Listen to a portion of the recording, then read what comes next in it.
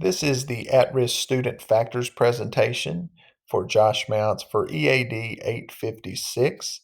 The content presented in this presentation was taken from Dr. Powell's video, Youth at Risk, as well as the readings for the course.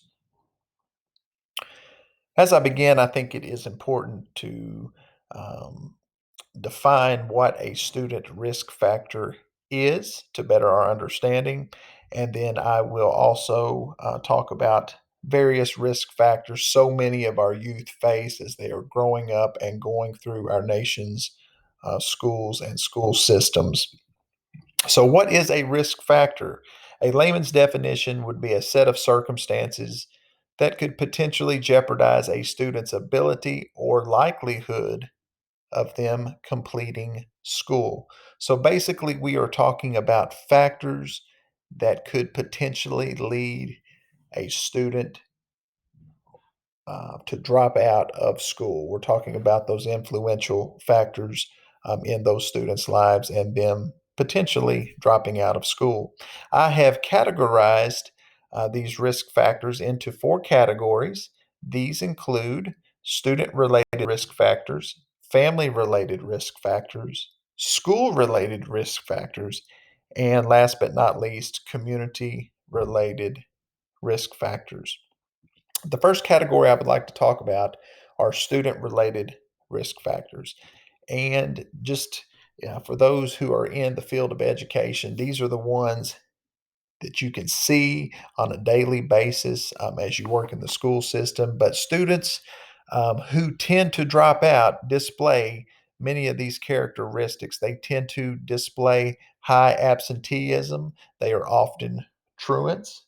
According to attendancework.org, nearly 8 million students miss nearly a month of school each year. Students who miss 10% of school, or roughly 18 days, have negative impacts on their academics, understanding, and overall education. Another student related risk factor is low academic performance. And you can see how some of these risk factors can intertwine. If a student is absent, continuously absent, they are a truant, the chances are um, that they will also perform at low levels academically. There tends to be a lack of interest or important on academics or school. There definitely is a disconnect or a disengagement from school. Another indicator, a risk factor indicator, is just a poor attitude about school. Oftentimes, these students have low ability levels, and many times behavior and discipline problems can lead to students dropping out of school. Um, Student related risk factors: continued teen pregnancy. So many female students um, drop out due to pregnancy each year. Drug abuse, substance abuse can also lead to students dropping out. Another risk factor includes poor peer relationships. Sometimes students who drop out have friends who have dropped out, or family. Maybe there's a family history. Many times there is of family members who have dropped out. Or maybe they do come to school, they just don't participate. They don't do the work. They're going through the motions. They show up, but they do absolutely little to nothing while at school. Many times there can be an illness or a disability involved, um, and those risk factors can also lead to a student dropping out.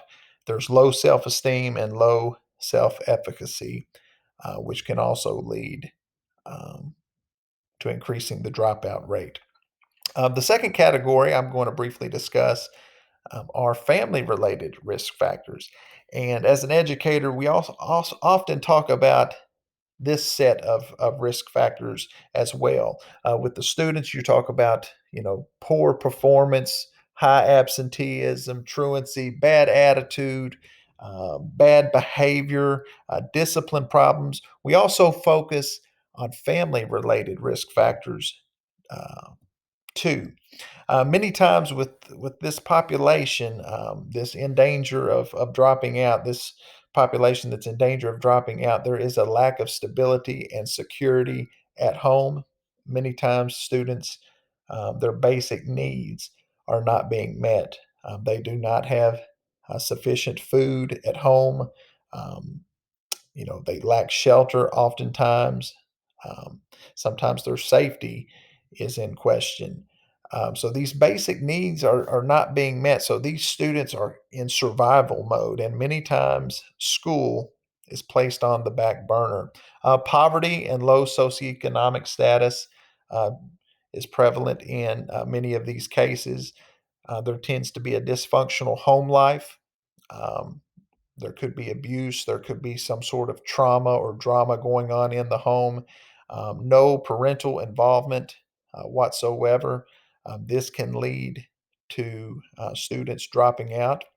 Um, Other family dynamics include, lack of parental involvement usually means there's low parental expectations. There's no high expectations coming from those parents. Um, those high expectations aren't being broadcast onto the students. Students who have parents who aren't involved, who have low expectations, those students again can, going back to those previous student factors, they tend to have high truancy, absenteeism, bad attitudes, behavior. They just have no one at home to hold them accountable. Another family at risk factor is non-English speaking parents at home. um, there are language barriers in all of our schools, and with some of our students within our populations, and they don't have that parent at home who speaks the language of the school. Um, there's also ineffective parenting and abuse, physical, mental, emotional, sexual abuse that's going on in the many homes of our students. These factors can lead to students dropping out.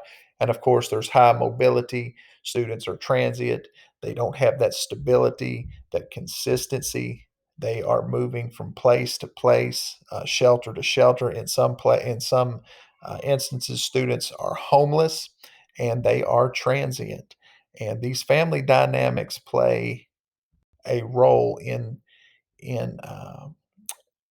students who are at risk, and the likelihood of students experiencing these things, the likelihood of them dropping out increases tenfold.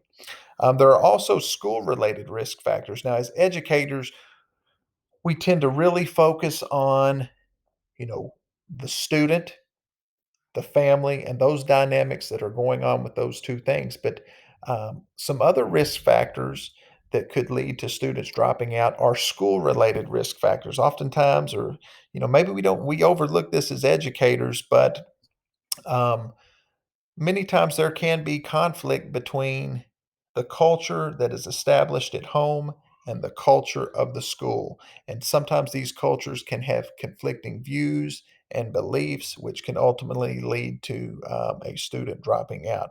There's also an ineffective discipline system within the school. There is a negative school climate, and if there is a negative school climate and an ineffective discipline system, many times that can lead to an unsafe or an unsavory environment, learning environment, which can ultimately, you know, maybe lead to students dropping out. There is a lack of relevant curriculum, and based on the many needs of our students, socially, emotionally, academically, there's a lack of counseling. Um, Instructional strategies are passive, and maybe in some schools and school districts, students' learning styles are not being met, their needs are not being met. There's an inappropriate use of technology, and all these factors could potentially lead to students dropping out of school. Going back to the behavior, retentions and suspensions could also lead to students dropping out. And of course, there's low expectations held by teachers, by schools, by school districts. And there's a lack of not only instruction, but language instruction. I talked earlier about those language barriers. So, oftentimes as educators, maybe we don't reflect, but there are potential school related risk factors that could lead to students dropping out. And I think it's very important as educators, we self reflect on our practice, on our systems, that we improve, so that we do not add anything to a student potentially dropping out. We want to remove barriers, we want to remove obstacles, and not create those for our students and their families. The last risk factor I'm going to speak about are community related risk factors. Many times, students who drop out, it can be in combination with other things, a lack of community support service or response, a lack of community support for schools, high incidence of criminal activities, violence, crime. Those can impact students' lives and ultimately impact their educational path. Just from the Pew Center of Research, um, a little over 1 million students in 2010 were members of gangs.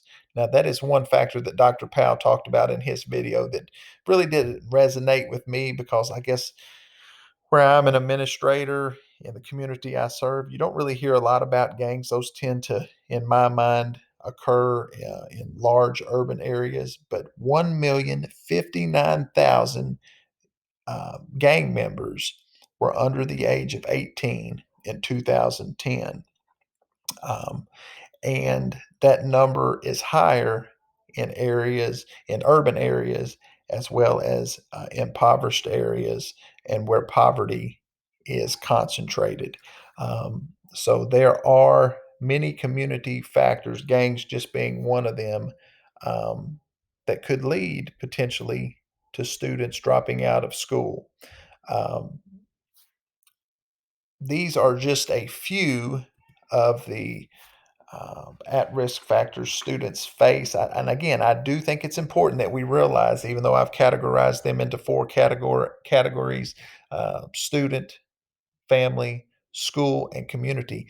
Many times these at-risk factors bleed over into one another, and there are multiple at-risk factors going on in our students' lives. And I believe it's important as educators, we monitor our students, we get to build those relationships with our students, and we do whatever it takes to remove those barriers for our students and their families so that we can build consistency, as well as supports and safety and well-being in our students' lives, so we can get them in our buildings, give them the best education possible, and eliminate some of these risk factors for them. I appreciate you listening to my presentation. Again, this is Josh Mounts presenting for EAD 856, Student at Risk Factors. Thank you.